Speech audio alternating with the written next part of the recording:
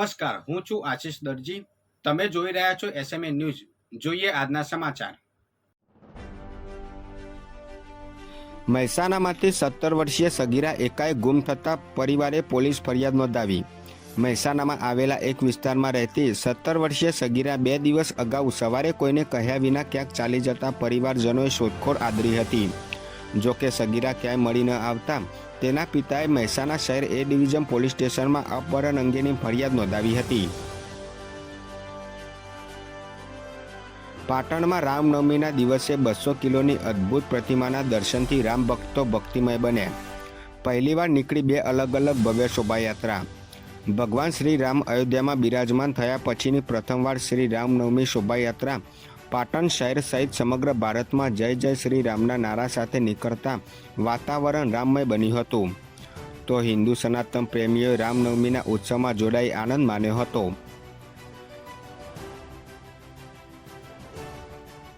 વિસનગરમાં રથયાત્રાનું મુસ્લિમ સમાજે સ્વાગત કર્યું. મોટી સંખ્યામાં ભક્તો ઉમટ્યા. વિસનગરમાં આજે રામનવમીના દિવસે ભગવાન રામની ભવ્ય શોભાયાત્રા માયા બજાર વિસ્તારમાં આવેલ રામદ્વારા મંદિર ખાતેથી નીકળી હતી. જેમાં રામદ્વારા મંદિર ખાતે આરતી કર્યા બાદ રથયાત્રાને પ્રસ્થાન કરાવવામાં આવી હતી. જે રથયાત્રા શહેરના અનેક વિસ્તારોમાં ફરી હતી, જેમાં લાલ દરવાજા વિસ્તાર ખાતે મુસ્લિમ સમાજ દ્વારા ભગવાન રામની રથયાત્રાનું સ્વાગત કરી કોમી એકતાનું ઉદાહરણ પૂરું પાડવામાં આવ્યું હતું. કડીમાં જય શ્રી રામના નાદ સાથે રામનવમીની પરંપરાગત રીતે 43મી ભવ્ય શોભાયાત્રા નીકળી. હજારોની સંખ્યામાં ભક્તો શોભાયાત્રામાં જોડાયા. કડીમાં છેલ્લા 42 વર્ષથી વિશ્વ હિન્દુ પરિષદ દ્વારા રામનવમીના દિવસે ભવ્ય શોભાયાત્રાનું આયોજન કરવામાં આવે છે. જ્યાં આ વર્ષે એટલે કે 43મા વર્ષે 43મી રામનવમી શોભાયાત્રાનું ભવ્યાતિ ભવ્ય આયોજન કરવામાં આવ્યું હતું. કડીના નાની કડી વિસ્તારમાં આવેલ જગતનાકા અયોધ્યા રામજી મંદિર ખાતેથી ભવ્યાતિ ભવ્ય શ્રી રામનવમીની શોભાયાત્રા પ્રસ્થાન કરવામાં આવ્યું હતું.